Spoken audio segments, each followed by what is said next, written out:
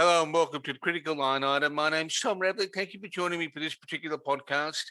One of the things that I'm doing with the podcast at the current time is looking at the way in which people have gone into and come out of various uh, various fringe movements or extreme movements, and what impact they've had on their lives. In part because of the parliamentary committee that's sitting, but at the moment looking at the issues of radicalisation and extremist movements in Australia, but also because it's important to understand that there's a way out of movements, there's a way of, um, uh, in various respects, rehabilitating where people were. My guest today is Ed Schofield. He calls himself Grumpy Old Dude on YouTube. He has a history of being involved in certain far right groups. I'll get him to explain that. But these days he's linked up with uh, a range of people that deal with de-radicalisation. His YouTube channel also talks about, or features interviews of people talking about their journey through life, their journey through a difficult patch, if I can put it that way, and what it took to get them out. Ed, thank you for joining me. Well, thanks for having me on. I appreciate it. Now, people who see your channel will see that you talk to people about the stories, and you've obviously got your own. As I've said to others, with Jeff Scoop and Fred Cook, most recently, well, coming out means is a way of getting in. What happened in your case? My case was, I got arrested when I was 19 years old. I had an altercation with a gentleman that turned to a violent confrontation. This person pulled a knife on me, and unfortunately, I took his life. I killed him in self-defense. At the time, the authorities didn't see it as self-defense, and I was charged with a first-degree involuntary homicide.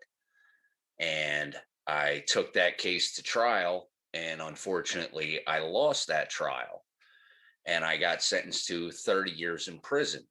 I did get that case overturned on appeal, but I spent 12 and a half years in prison before I was finally released, on the appeal. So you initially sentenced to 30 years, but it took you 12 and a half years to relitigate the case and get them to release you. Right. During that time, when I got arrested and I first went to jail, there were some friends of mine, and these are, two of the gentlemen that I'm speaking about are people that I had known my whole life. We grew up together, and they were also incarcerated. They were in jail for activities involved around white supremacy. They had committed bank robberies and murders and various other crimes. And these two gentlemen started to feed me white supremacy propaganda, basically, telling me that the only reason that I got arrested and the only reason I wasn't given self-defense was because I'm a white guy and I killed a cop's kid who happens to be part Jewish.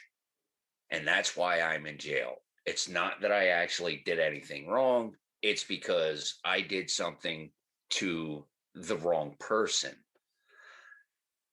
And, I look at it now, I was 19 then.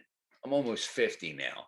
I look back on that and that just sounds ridiculous. Oh, hold on. You're almost 50. I'm almost 50. Um, yeah, and you went through that from 19 all the way to your early Th- 30s. yeah, I was 31 years old when I got released. What then happened between the age of 19 when you ended up in the clink and when you got out? Um, well, hearing this stuff, it made sense to me at the time that this has to be, because I clearly was defending myself against someone with a weapon. And regardless, I have an extensive martial arts background. I have 3 different black belts, one in Aikido, one in Taekwondo, and one in Brazilian Jiu Jitsu. They used that against me at my trial, saying that because of my martial arts skills, I should have been able to disarm this person without actually harming them. And the jury went along with that and they found me guilty. But then, like I said, I have these other people telling me, oh, it has nothing to do with that. The only reason they found you guilty is because you're a white guy. You're a white guy who killed a Jewish cop's kid. That's why you're going to prison. And it started to make sense to me. And then they fed me more and more of the, false history that a lot of white supremacists use, that, the Holocaust never happened. Hitler was right, so on and so forth. And being 19 years old and not really knowing a whole lot of this history, because, well, it just really wasn't covered in detail when I went to school, and thinking these people know more than what I do. I need to look at this. And I started to get indoctrinated. And then I got to a point while I was, during my trial phase, before I was actually convicted and sentenced, I had reached a mindset that if they send me to prison for defending myself, I'm not going to play the victim. I'm going to be the aggressor. I'm going to take over whatever prison they send me to. I'm going to show them, you want to treat me like an animal. I'm going to show you what an animal is. And of course, like I said, I lost my trial and I got sentenced to 30 years. Okay. And I had started writing to people like David Lane and Tom Metzger and a few other people involved with white supremacy, and telling them that I wanted to start my own prison gang. So in 1992, when I first hit the state prison system, we had gotten a sanction from Aryan Brotherhood. And they told us that we will back you up. If you want to start a prison gang, we'll back you up. You just can't use our name. You can't use Aryan Brotherhood or any derivative of it. So I was one of the founding members of State Prison Skinheads in New Jersey. And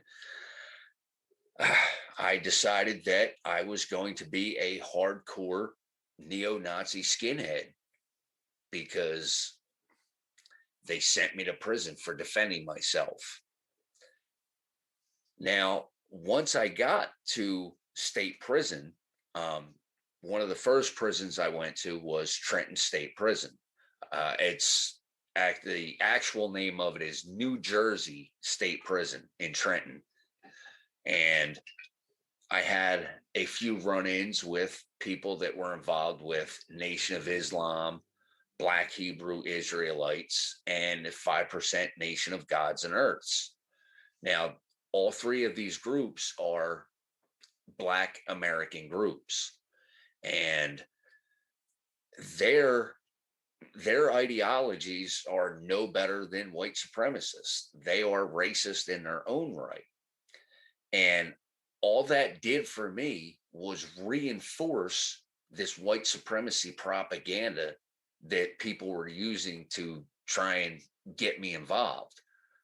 When I started dealing with people from Black Hebrew Israelites and Nation of Islam, and they're telling me I'm a devil and, you know, white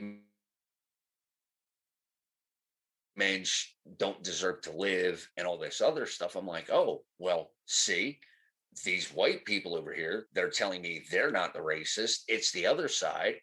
Well, they're right, because the other side is treating me, in a very racist way. Mm-hmm. And I pushed back. I let it be known early on that I may not be the biggest person in the prison, but I will try and take your life if you come after me. One of the first things that happened was a member of the Black Hebrew Israelites, the ISUPK, which is the International School for Universal Practical Knowledge. I don't know why their name has to be so long, but whatever. or why it has to be that. But yeah. This man approached my cell, and I had just come back from commissary, or the prison store, and I had a bunch of snacks and food and things like that. And he approached my cell and told me, "You're going to give me half of what you have, or when I come back, I'm going to take it all." And he walked away. I said, "Okay, well, you shouldn't have gave me a warning," because I then commenced to making a shank out of a soda can. In back then, in the early 1990s, you could still buy cans of soda and other canned goods on commissary. They've since realized that selling metal objects to inmates is not a good idea, and they don't do that anymore. But I took a soda can and I cut the top and the bottom off and flattened it out into a flat piece of aluminum, and I started bending it from corner to corner, about a quarter inch each time, and I would smash it down with my boots, and I made a pretty good jagged shank out of it. And I put that on the end of a toothbrush and wrapped it up with some pieces of ripped sheet for a handle. And when he came back to my cell and asked me if I had his stuff ready, I sliced him open from rib cage to rib cage. And people knew within the first couple of months that I was in prison, like, that skinny little white boy over there will hurt you. And that did two things. It made people realize I'm not going to be a victim. And if you try and intimidate me or take advantage of me, you might get hurt. And it also let all the other white people know, hey, that dude is serious. When he claims to be a hardcore skinhead, he means it.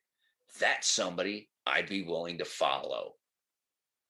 And it helped extremely in recruiting people into this new prison gang, this white supremacy prison gang known as State Prison Skinheads. How many members did you end up having? Can you recall the number that you sort of ended up having in the group? I honestly can't answer that. I don't know. I know by the time I left in 2004, when I was released from prison, it was in the hundreds within the state of New Jersey, but it had expanded past New Jersey. And there were members in Pennsylvania, Delaware, New York, Maryland, and a couple of other states. As far as I know now, currently, there are members of SPS from Maine to Florida, and as far west as the Mississippi. I don't know how many, but I know they are in various states and in high numbers. Um, it's not something that I'm proud of now. I now that I'm not involved with white supremacy, and I realized that that propaganda wasn't the truth. The pseudoscience and the false history about it was nothing but lies. And that's one reason that I did leave SPS, is because of that. And I've tried to reach out to other people that I brought in to that gang and tell them, hey, listen, I screwed up. You know, I was wrong. And, you know, I don't believe any of that anymore. And I'd really like to get you out. Um, that has not gone very well. Uh, that ended up getting me numerous death threats. I did have 2 attempts on my life. Someone shot at my house once, and they found a bomb in my car. I can't honestly prove that it was members of SPS. Uh, there is another group that I was involved in while I was in prison. I joined the World Church of Creativity. Yeah, Church of the Creator, founded by Ben Klassen in 1973. That group also has, come after me since my departure from the far right. So I don't know who put the bomb in my car, but it was more than likely one of those 2 groups. Now, I already know everybody's going to be like, what is this World Church of the Creator? It is a white supremacist religion that was founded in 1973. It is based on nothing but pseudoscience and hate. Oddly enough, the adherents to this religion are atheists. They do not believe in any god or gods. They do not believe in heaven or hell. They do believe in evolution to an extent. They just don't understand how evolution actually works, or they are deniers of how evolution actually works. Their claim is that each ethnicity is, in fact, a different species. Actual science proves that to be not true. We are all humans. We all evolved out of Africa, whether they like it or not. They probably wouldn't, given the ideology they spout. Now, if you sit back and reflect, at what point did you start to move away from? Right?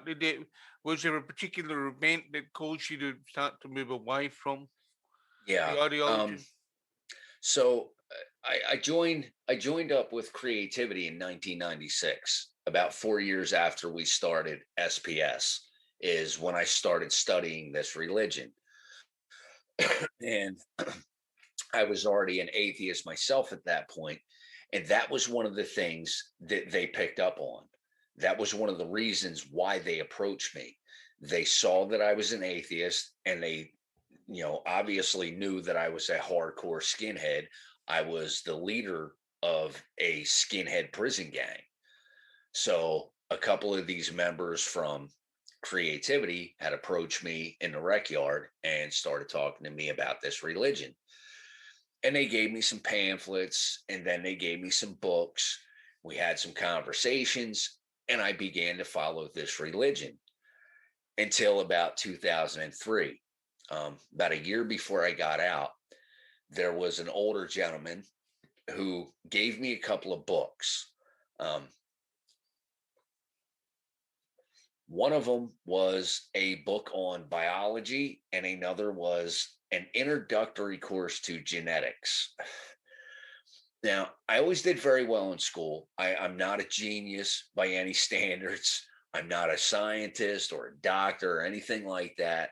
Just an average guy who once upon a time wanted to be a professional mixed martial artist. But I do understand enough to know what these books were saying. So as I read them, I started thinking about, well, wait a minute. This is completely different than what, creativity is trying to tell me. All these different so-called studies and everything they had by people like J.P. Rushton, and things like that, and all the stuff about eugenics. Well, that's false. This clearly states that's false. And this clearly shows how they can prove that's false. So I started questioning people within the church. Explain this. Explain this. Yeah, that went down well, huh? Yeah, that didn't go down very well at all. Of course, they told me, it's just Jewish propaganda. Don't believe the lies. And I'm like, well, wait a minute. That's not a valid response. Debunk it. If you can, prove to me that it's lies. Don't just tell me it's lies, prove it. And they couldn't prove it. And I started having doubts, just like I did, when I became an atheist. I had doubted the Bible and my beliefs, and I had to sit down and take a good long look at that. Well, I sat down and had a good long look at creativity, and I could not find anything truthful in it. And I told them, hey, listen, I'm out. I don't want to be involved in the church anymore. I'm done with all this. Now, I didn't leave SPS at that time, though. I was questioning, though. I was really, really questioning all of the propaganda that I had heard over the years, all the things that I thought were true, that I had learned, that I had studied. I started really looking deeper into them. And although I got released in 2004, I technically I left the movement in 2006, but I didn't officially tell anyone in SPS that I was done until 2012. I don't know if, and I've thought about this over and over. I don't know if it was just a sense of, loyalty to the people that I knew in SPS that I had grown up with, or if it was simply that I I didn't want them to see me as weak. Being in prison, separate from all the white supremacy stuff, you develop an entirely different mindset. You have to be on guard all times. You're either a shark or you're shark food. And I was definitely a shark. A lot of people say, oh, so you started this gang for protection. Not really. I started it to protect other people. It wasn't to protect me. I can handle my own. Win, lose, or draw. I don't need anybody trying to help protect me. I'll take care of my own business. And whether it be, a gang of people jumping on me or me fighting somebody one-on-one, I'll handle my own business. Nobody needs to get involved. So I didn't start this gang or join creativity out of a sense for a need for protection for myself. But at the same time, I didn't want to leave this gang and have them view me as what they view me as now, a traitor and a coward. It took me a few years to be able to accept that that's what it's going to have to be. They're going to see me that way. And, oh, well, it is what it is, because I don't believe this anymore. And I'm not going to keep trying to play this part and lying to people, because my biggest thing is I don't like being lied to. And everything that people had fed me, through the propaganda was lies. So I finally told them in 2012 that I was stepping out and I wanted nothing more to do with anyone involved with any of these groups. Um, and that's when, everything started. I started getting death threats, and, everybody viewed me as a traitor and a coward and whatever else. And oh, well, that's just how it goes. Well, I think that's the sort of I guess the stepping out phase. If we can coin a sort of title for it, or a label for it. But Yeah. when you get to where you are today, um, but watching the conversations you have with people on YouTube, eh, does that? I guess that's cathartic with the people you interview, but does it have a similar effect on you? It does. It does. I like you know, talking to different people from, different groups and seeing how, their stories might be similar to mine. And then there are people that I bring on that have stories that are so much different than mine. I had a trans woman, Phoebe Rose, come do an interview on my channel. And she was actually deeply involved with the English Defense League. And I'm like, wait a minute, you're trans? And she's like, well, yes, and they knew it. And I'm like, so this is a far right group that accepted you being a trans woman? She's like, yeah. And I'm like, now, see, back in my day when I was doing all that stuff, there's no way we would have accepted you under any circumstances. I don't care if you're white, if you're trans, you're not going to be in our group. And I started to realize, like, oh, there's groups out there that are changing their narrative because they're losing their base, they're losing their recruits. So now they're trying to say, okay, well, we don't care if you're trans, as long as you're white, we'll accept you. And I'm like, okay. So they're willing to compromise just to get more recruits, just to get more numbers, and keep spewing that hate. They're starting to make compromises because they are losing and they know they're losing. And that's a good sign in a way, but at the same time it's a scary sign, because how far are they willing to compromise, to get people involved? And if it gets to a point where they know, you know, there is no recovery from this, what are they going to do? Are they going to turn violently extremist and start committing acts of terrorism? You know, um, the groups that I belong to back then, especially, what's known now as the creativity movement, they are definitely a terrorist group. Um, Thankfully, Canada has recognized that.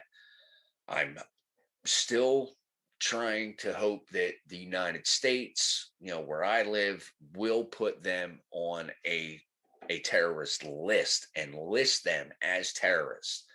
As far as I know, they are on a watch list. Um, they've had people involved with their religion that were caught manufacturing ricin. That's a scary, scary thought. You know, you have these people all over the world, and you can link one of their followers to manufacturing ricin.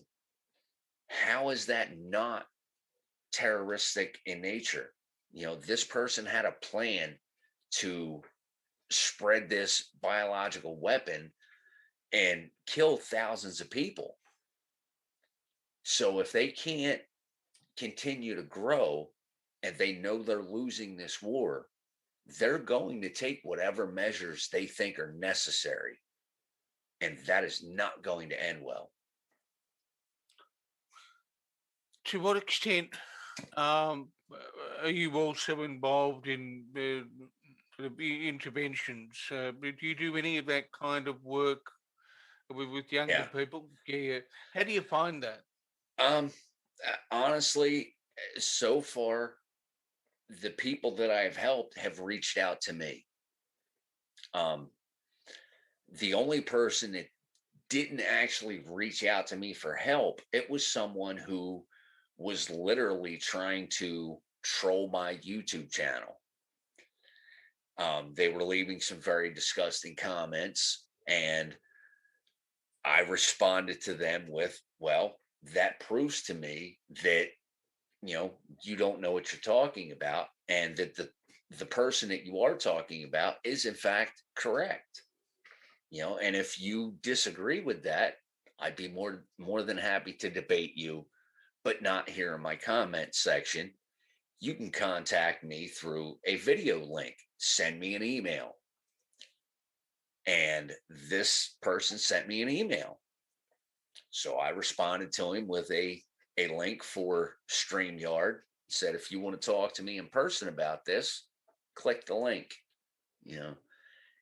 And we sat down and we had a debate, privately, just me and this person. And I'm not going to put his name out there because I don't know if he's ready to, you know, yeah, I'm not going to dox him. Basically, I don't know if he's ready to admit who he is, so I'll keep that quiet for now. But That's fun. yeah, it it went back and forth for a few days. We met up quite a few times, and eventually I gave him, different things to look at and showed him different things. And he decided, you know what? You've proven quite a few things wrong. Um, he didn't agree that I proved all of his propaganda wrong, but it was enough to get him thinking. And over the past, well, what is this? This is July. So April, May, June, July. So over the past 3 months, he has slowly reached a point to where he's pretty much not active in white supremacy anymore. Um, he's, you know, walked away from all that. And now he's just trying to figure out how to uh, let them know, completely disengage, because he's heard stories like, my story and Jeff Scoop and other people, and he's scared. And I get that. I completely understand that. He's afraid to tell these groups that he doesn't believe in them anymore because he doesn't know what the outcome is going to be. And I get that.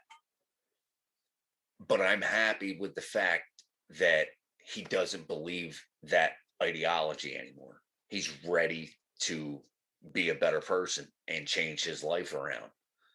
That to me is a success. Even if he hasn't told them yet, he's told me, and I take that as a win. And all it took was a little bit of empathy and a conversation. That simple. It strikes me that what you touched on there is something that, on a larger level, um, the United States can't seem to have, because a lot of the media is polarized. Yeah. There's there is, I think, an active pursuit of reasons to be contrarian, reasons to create um, difference.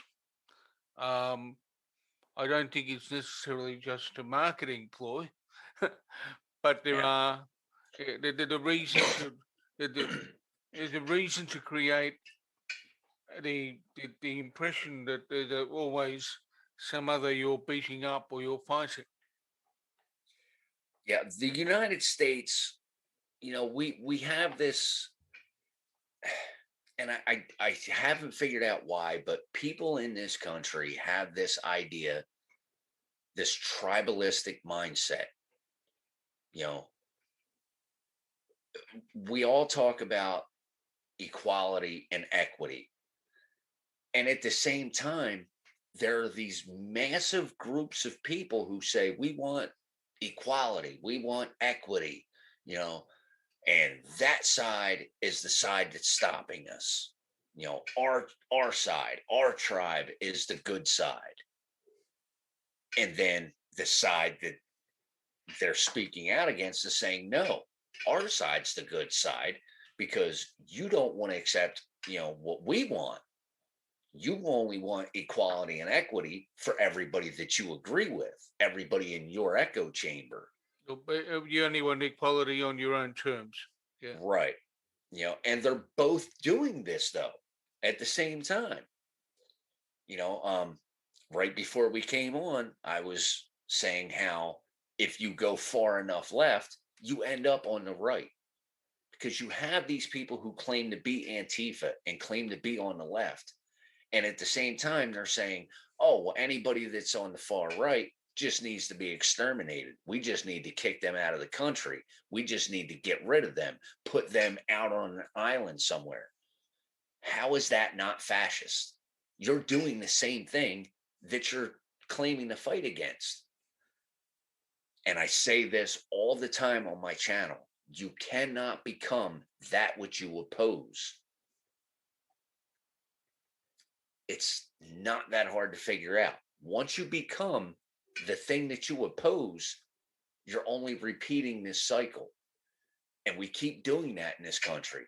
I've looked back through, different times in history in this country, and we keep doing it. We had the Civil War. Okay. The North won, against the South. But in order to be fair and say we're going to have equality and equity, we're going to let the South keep their, generals and, their heroes, keep them around through these statues and everything else. And we all see where that led. It led to Jim Crow laws and everything else. So we started all over again with the whole racist thing. Then in the 1940s, we had World War II. Things started to get a little bit better because, well, black men were allowed to fight in combat finally. They were allowed to prove themselves. But then after the war, well, everything changed again. Okay, well, now we're giving them too much equality. They're taking from us, but they weren't. Nobody was taking anything from anybody. It was everybody trying to be on equal footing.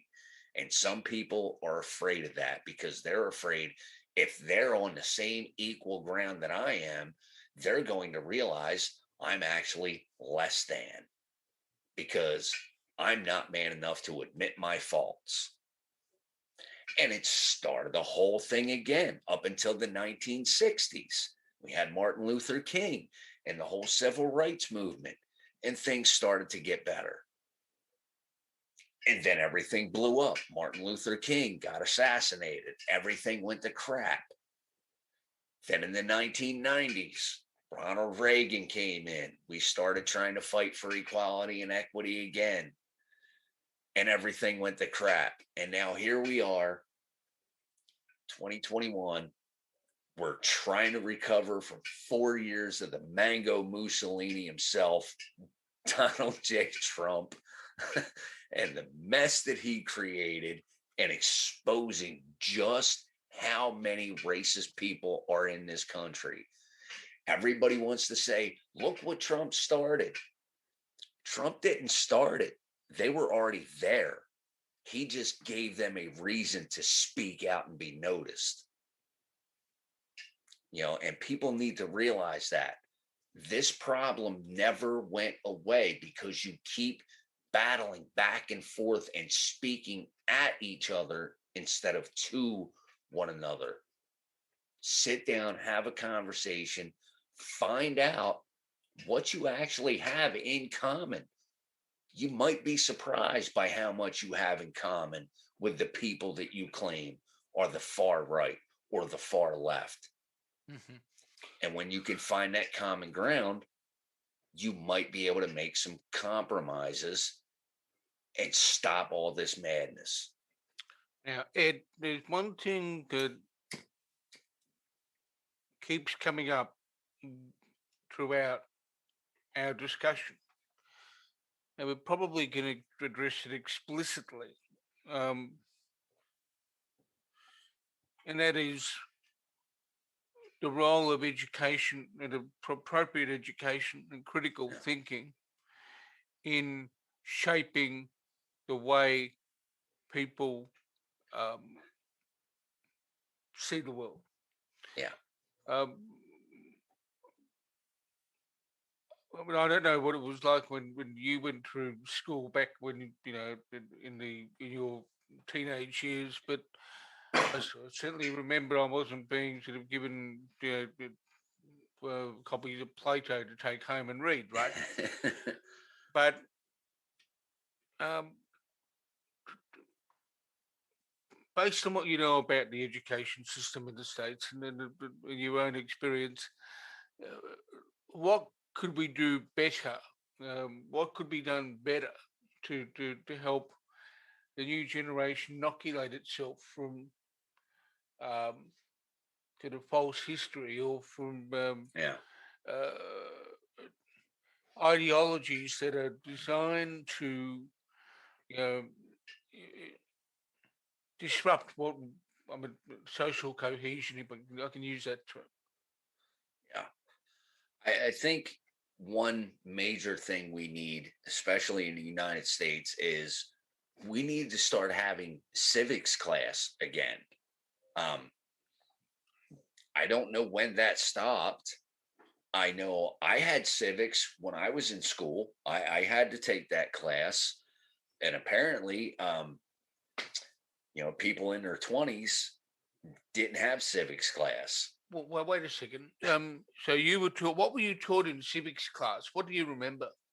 Well, we were taught all the basics, of course. How our government runs. We have the president and the Congress and the Senate, and the Supreme Court, and what each branch does. The judiciary branch over the presidential branch, and so on and so forth. Yeah, the balance of powers and Right. separation of responsibilities. Yeah.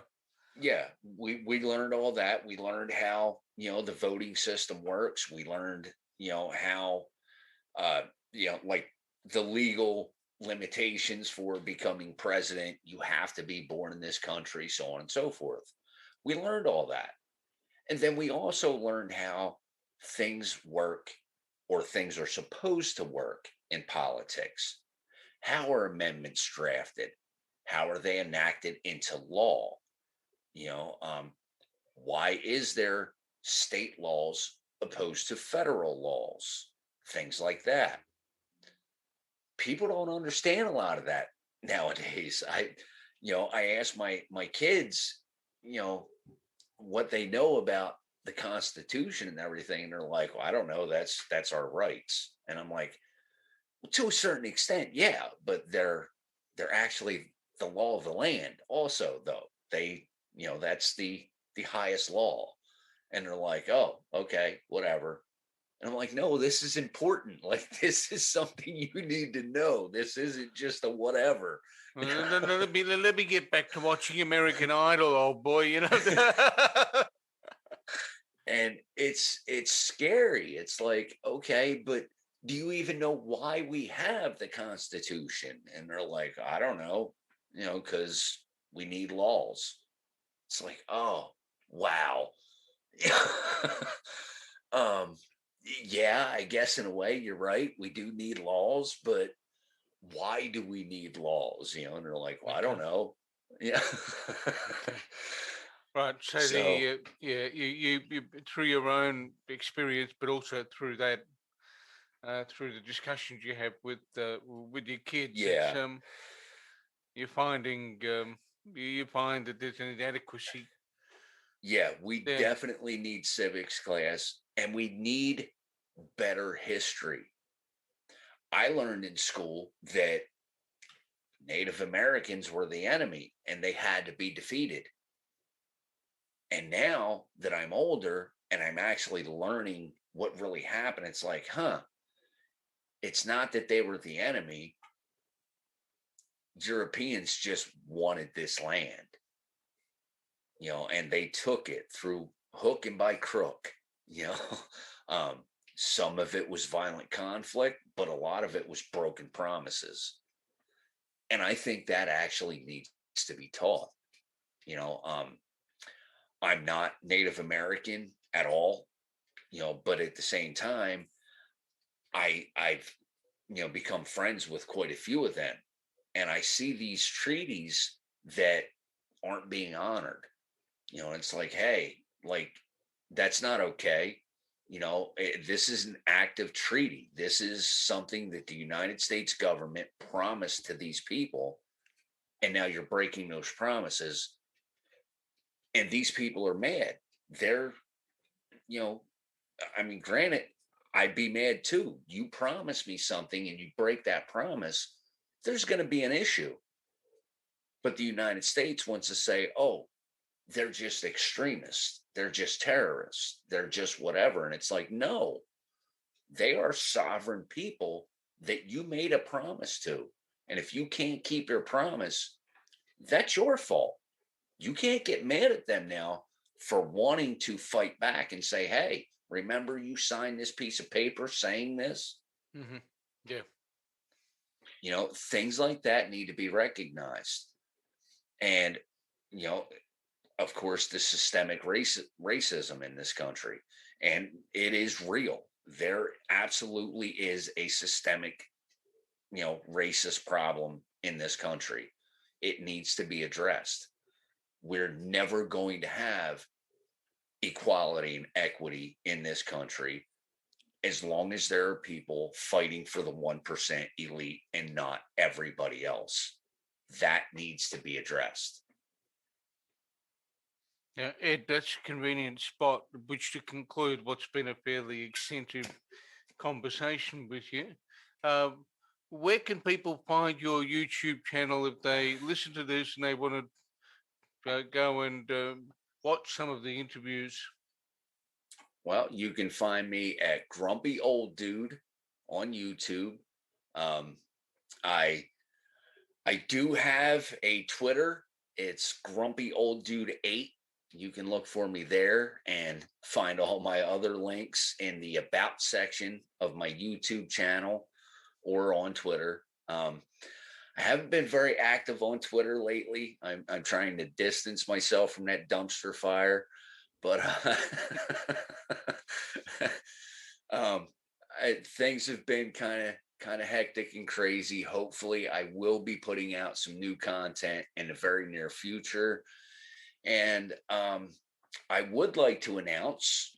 I'm going to give you a little exclusive here that hopefully this time next year there will be a book about my memoirs coming out. Okay. How's that? Yeah. You you're in the middle of writing now? I actually just finished up interviewing with the person that's going to write the book because I can't write to save my life. So we're going to let someone else do that part. Okay, okay. So it'll be a co-write effectively. Yeah. Yeah. No, that's good. Look, and that'll be a process whereby some people will pick up the book and learn a bit more about your journey and what took you out of it. Ed, thank you so much for having a chat with me today. Yeah, well, I want to thank you. I'm always glad to come on and do these interviews and have these conversations. And I want to let everybody know that it's okay to have these conversations and it's okay to disagree. You know, um, just admit when you're wrong. That's the hard part. If you can admit that you're wrong, you can make a better change because that's what I had to do. And now I'm fighting for everybody and not just my echo chamber. Ed, thank you so much. Thank you.